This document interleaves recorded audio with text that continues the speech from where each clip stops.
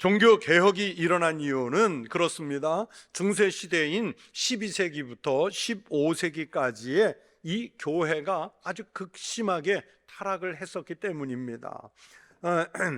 목회자라 할 수 있는 사제들이 타락을 하고 교회가 타락하고 교황무호설 같은 신학이 등장하고 베드로 성당을 짓기 위해서 면죄부를 판매하고 이슬람에 있는 그 중동을 정복하고 성지를 회복한다는 명분 아래 십자군을 모집하기 위해서 이단과 같은 신학이 교회 안에서 난무했었습니다. 그래서 교회가 지배하던 그 중세 시대를 우리는 역사 시간에 배울 때 교회가 지배했으면 빛의 시대 이렇게 배워야 하는데, 오늘 우리의 역사책에는 암흑시대 또는 어둠의 시대 이렇게 기록되어 있지 않습니까? 이런 극심한 타락 속에서 교회는 부정부패에 물이 들어가고 교회 지도자들은 타락했습니다. 성직자도요, 신학을 제대로 공부하고 성직을 받는 것이 아니라 성직 매매라고 해서 돈을 주고 파는 그런 자리가 됐습니다. 어떤 개혁적인 조치로도 이 타락에서 벗어날 방도가 잘 보이지 않았던 때입니다. 이럴 때 마침 르네상스 운동이 펼쳐지고 계몽주의가 싹트면서 근본으로 돌아가자 하는 사상이 일어났지 않습니까? 이 르네상스 운동의 핵심은 근본으로 돌아가자입니다. 그런데 종교개혁자들은 그러면 이런 시대에 교회가 돌아가야 할 근본이 어디냐? 교회가 돌아가야 할 근본은 바로 성경이라고 보았던 겁니다. 사실 종교개혁이 일어나기 전까지는 아무나 성경을 읽을 수 없었어요. 성경이라는 것이 오직 고대 로마의 언어였던 라틴어로만 번역이 되어 있어서 그 성경을 신부들만 소유하고 읽었습니다. 그나마 신부들 중에는 신학을 제대로 공부하지 못한 사람은 아예 성경을 읽을 줄도 몰랐고 또 떠듬떠듬 읽어도 이해하지 못하는 그런 지경이었습니다.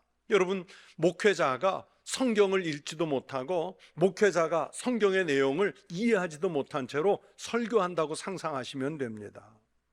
천주교에는 그 전통이 최근까지도 있었습니다. 그래서 우리나라 천주교도 사실은 성경을 한국어로 읽은 역사가요 얼마 되지 않아요. 1970년대 가톨릭 신학자들과 우리 기독교 개신교 신학자들이 함께 모여서 공동 번역 성서라는 것을 번역하고 출판하면서 천주교인들도 비로소 한국어 성경을 읽을 수 있게 됐습니다. 아무나 성경을 읽을 수 없던 그 시대에 루터와 깔뱅은 성경을 연구하면서 주석서를 내고 교인들이 자기네 나라의 말로 된 성경을 읽어야 한다고 주장하기 시작했습니다.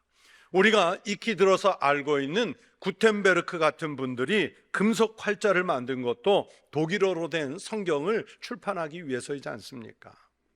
종교개혁자들은 교회의 타락과 사회의 부패를 고칠 수 있는 길은 다름 아니라 성경 속에 있다고 봤습니다. 그래서 종교개혁자들은 하나님의 말씀으로 돌아가자 하는 이 회복운동을 펼쳤습니다. 성경 말씀을 통해서 교회 지도자들에게 회개를 촉구했습니다. 성경 말씀으로 중세 유럽 사회의 부정부패를 깨끗하게 고치자 하는 개혁을 주장했습니다. 그렇게 하기 위해서 유럽의 각국들은 자기네 나라 말로 된 성경을 읽어야 한다고 가르쳤고 각국어로 번역이 된 성경이 곳곳에서 출판되기 시작했습니다. 그러면서 성도들의 손에 성경이 들려지기 시작했어요. 종교개혁자들은 하나님의 말씀으로 돌아가자 하는 뜻에서 오직이라는 뜻의 라틴어 솔라 이 말을 붙여서 5가지 구호를 정했습니다. 그래서 5솔라, 이것을 5솔라스라고 합니다. 우리가 익히 들어서 아는 거예요. 오직 성경으로, 오직 그리스도로, 오직 은혜로, 오직 믿음으로, 그리고 오직 하나님께만 영광, 이렇게 합니다. 그래서 종교개혁 정신을 가장 선명하게 함축한 내용이 바로 이 5개의 솔라인데, 들어서 아시겠지만 여러분 보세요. 그 첫 번째가 뭡니까? 오직 성경으로만입니다. 우리 개혁교회, 특별히 장로교회 다니는 성도들, 여러분 우리 장로교인이잖아요. 우리 청북교회 장로교회 교인이잖아요. 여러분, 이 장로교회 다니는 성도들은 그래서 이런 정신을 깨닫고 열심히 성경을 읽어야 합니다. 성경을 읽는 것이 역사의 방향을 바꾸어 놓았고 한 사람의 인생을 바꾸기도 하고 나라의 운명을 전환시키는 놀라운 힘이 성경 말씀 속에 있기 때문입니다. 그러나 안타깝게도 우리나라의 기독교인들 무려 절반 이상이 예배 중에 읽는 설교 본문을 읽고 듣는 것으로 성경 읽기 한 주간의 몫을 다하는 거예요. 다시 말하면 우리 교인들 중에 아마 절반 가까이는 오늘 본문 시편 1편 1절부터 4절까지가 이번 주간에 읽은 성경의 전부일 수 있는 거예요. 여러분, 이것은 아주 모자란 행태입니다. 내가 운동하지 않고, 내가 몸 관리하지 않고, 내가 병원에 가 진찰 받아보지 않고, 내가 그냥 편한 대로 먹고 살고 또 자기 몸에 해로운 일을 다 하면서도 나는 건강해, 나는 힘이 있어, 나는 뭐든지 할 수 있어, 내 건강은 내가 다 알아, 그러면서 자기의 건강을 자신하고 지키겠다는 태도와 이건 별반 다르지 않습니다. 이런 사람은요, 자기 몸이 죽어가는데 자기는 건강한 줄로 알고 그렇게 행동하는 거예요.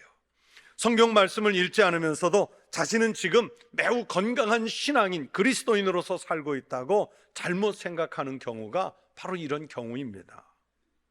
여러분, 오늘 읽은 본문 말씀이 시편 1편 2절에서 누가 복 있는 사람인지 말씀하고 있습니다. 2절 말씀을 보세요. 오직 여호와의 율법을 즐거워하여 그의 율법을 주야로 묵상하는도다.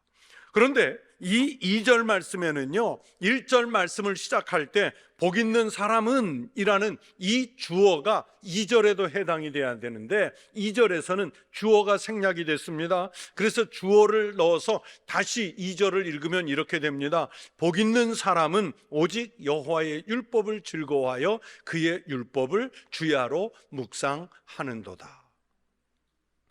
여러분, 누가 복 있다고 말씀하셨습니까? 악인들의 꾀를 따르는 사람입니까?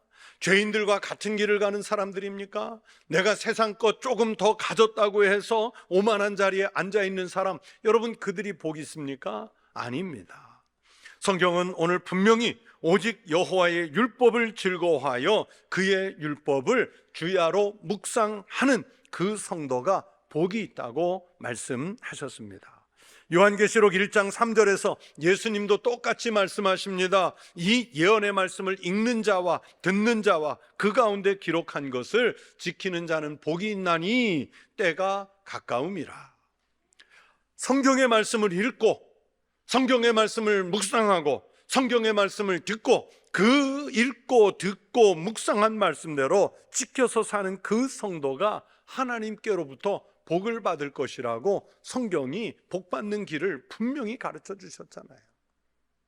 복받는 길을 아주 선명하게 가르쳐 주셨는데 우리는 복을 사모하면서도 이 말씀 속에 들어가지를 않아요. 오늘 본문 4절에 보시면 악인들은 그렇지 아니하며 라고 말씀합니다. 여러분, 악한 사람이 무엇이 그렇지 않다는 말씀일까요? 밤낮으로 말씀을 묵상하는 일이 그렇지 않다는 뜻의 말씀입니다. 기본이 안 되어 있으니까, 영적인 양식을 먹지 못해서 약골이 되어 있으니까 그 사람은 오직 바람에 나는 겨와 같도다. 여러분, 지금 옛날에 보면 키를 가지고 곡식 까부를 때 있지 않습니까? 보면은 알곡이 차 있는 곡식은 키에 떨어지지만, 그러나 알곡이 없는 겨라고 하는 것은 작은 미풍에도 또 선풍기 틀어놓고 키질하면 여러분, 겨는 그 작은 바람에 그냥 흩어져 날아가 땅에 떨어져 버리고 말잖아요. 즉 중심이 없고 이리저리 휩쓸려 다니는 이런 연약한 신앙인, 겨와 같은 사람이 돼서 부끄러운 신앙을 보이게 됩니다. 누가? 하나님의 말씀이 없는 사람. 그래서 성경은 우리 그리스도인들이 인생을 바르게 살아가도록 잘 인도하는 등불을 주시는 거예요. 시편 119편 105절에서 성경이 말씀합니다. 주의 말씀은 내 발의 등이요 내 길의 빛이니이다. 요즘이야 뭐 가로등도 밝고 자동차들이 불을 환하게 비춰서 도시든 농촌이든 걷는 게 뭐 별로 그렇게 무섭지 않아요. 그러나 예전에 방학을 맞아서요, 시골에 오면 전기불도 없고 가로등도 없어서 이 깜깜한 밤에 시골길 또는 산길 걸어가는 게 이게 보통 무서운 일이 아니었어요. 그나마 약간의 그 위안을 삼는다면 이렇게 그 등 안에 그 초롱불 손에 들고 그래서 조심해서 산길도 가고 논과 밭 사이 시골길도 갔습니다. 그 손에 든 작은 불빛 하나가 얼마나 마음을 안심하게 하는지요. 이 불빛만 있으면, 손에 든 초롱불 하나만 있어도요 안심이 돼요. 시인은요 하나님 말씀이 그렇다는 거예요. 불빛이 있어야 돌이 있고 시내가 있고 도랑이 있고 장애가 있는 것을 알고, 그래서 그 장애물들을 피해갈 수 있지 않겠습니까? 하나님의 말씀에 인도하심을 받아야 우리 인생길에서 만나는 환난과 장애와 불편한 것들을 잘 피해서 또는 극복해 가면서 갈 수 있는 지혜와 힘을 얻을 수 있습니다. 그래서 말씀이 내 발길에 비추는 등이 됩니다. 내 길을 앞서 비춰주는 빛이 되시는 거예요.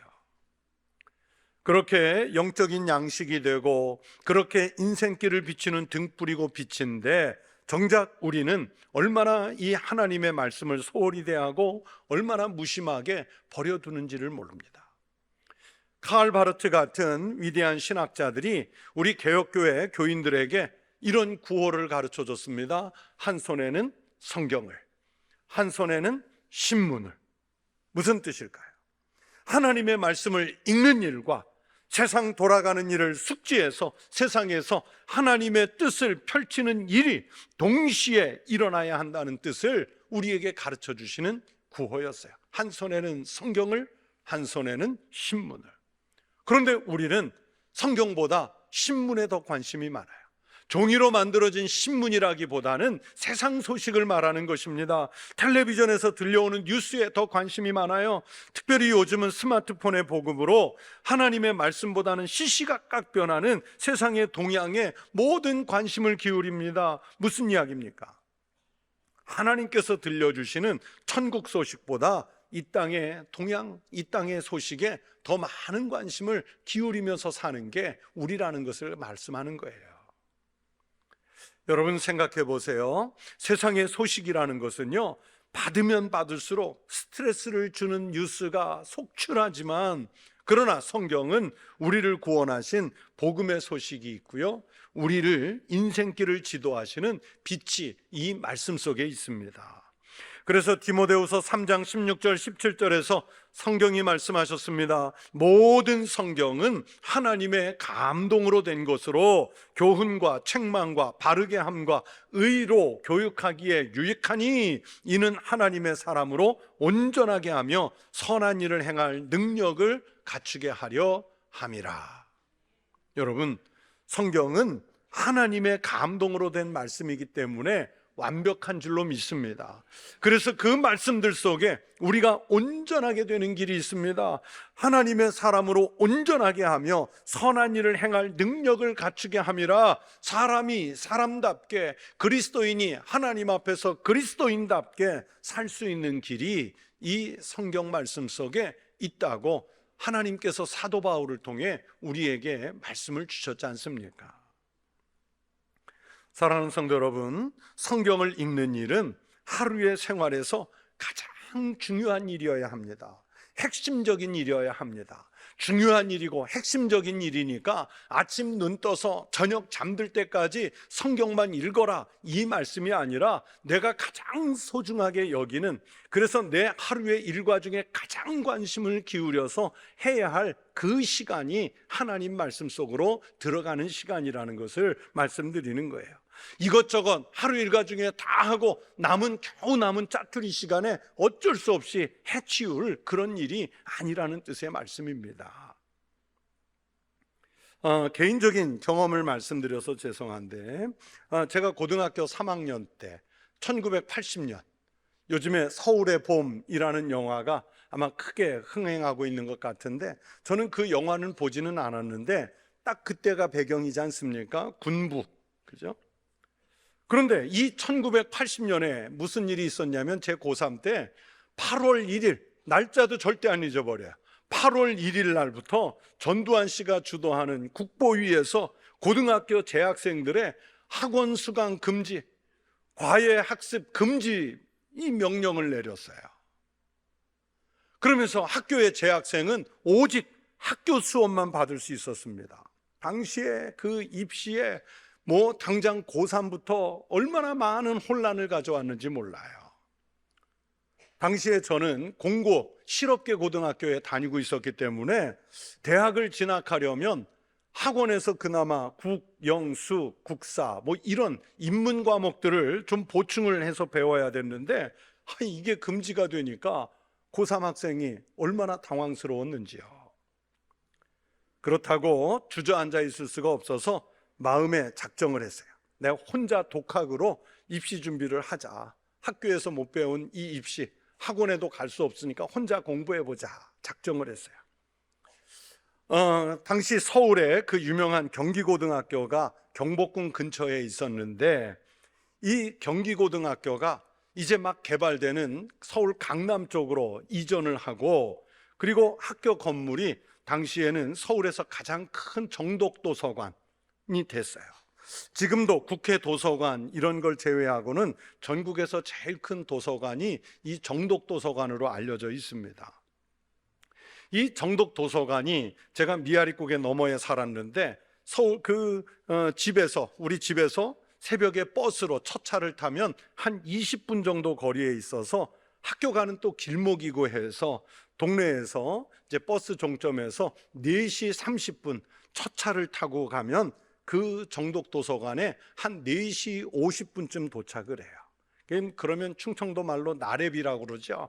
이 줄을 길게 서가지고 번호표를 받아가지고 지정된 좌석에 입실을 하는데, 그 번호표 순서표 받아가지고 입실해서 지정된 자리에 가면 대략 5시 10분이 돼요. 매일 똑같아요.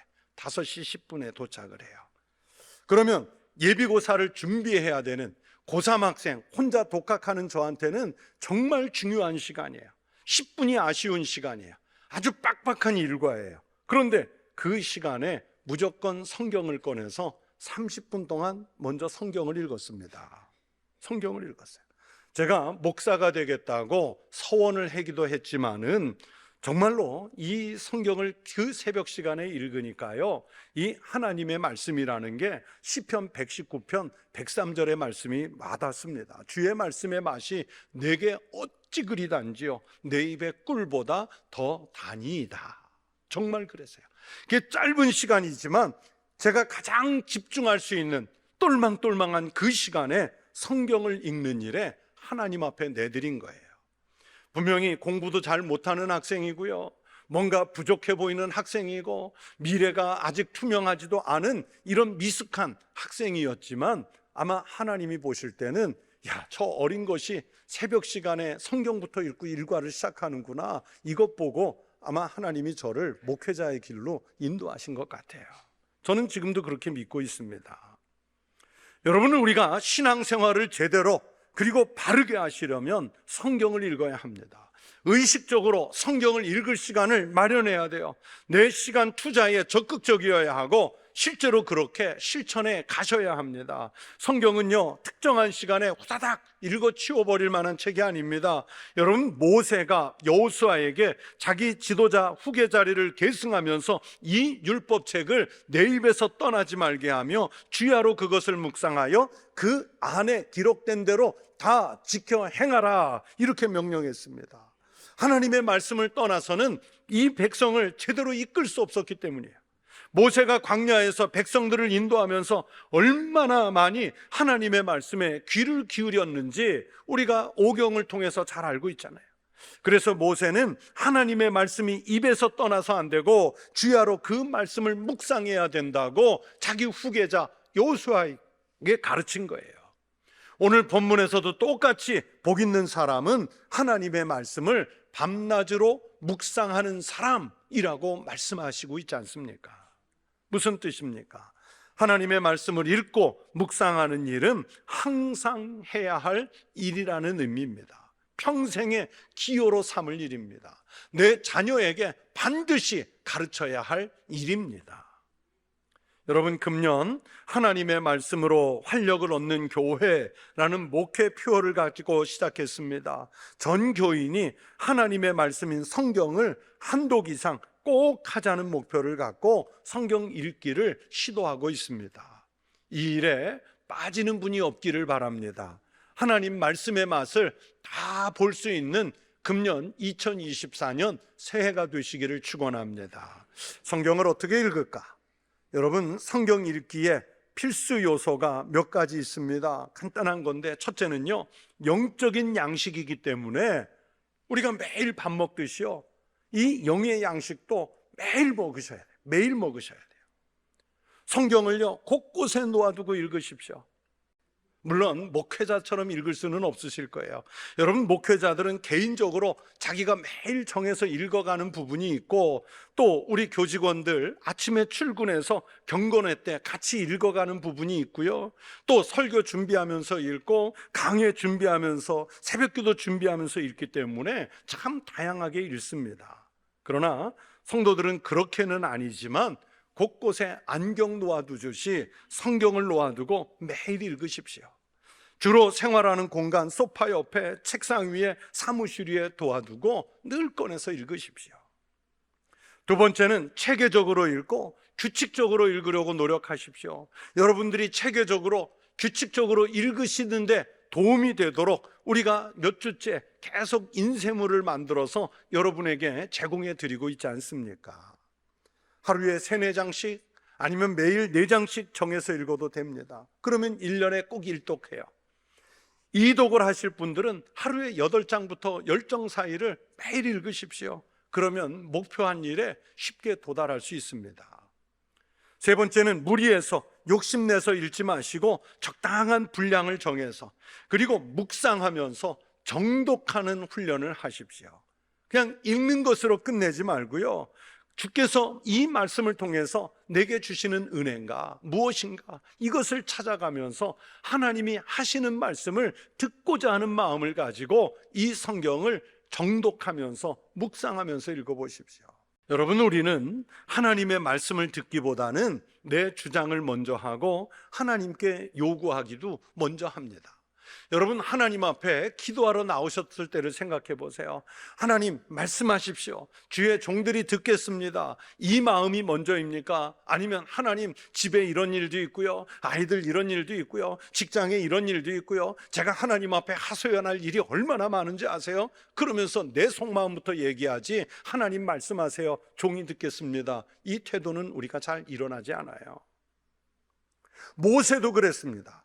출애굽기나 민수기를 읽어보시면 말 안 듣는 백성들 데리고 광야길 가는 게 너무 힘들고 문제도 많으니까 하나님 앞에 가면 모세도 자기 얘기하기 바빴어요. 그러면서도 모세는 하나님이 말씀을 시작하시면 자기 입을 닫고 하나님의 말씀을 먼저 들을 채비를 하고 있었던 사람입니다.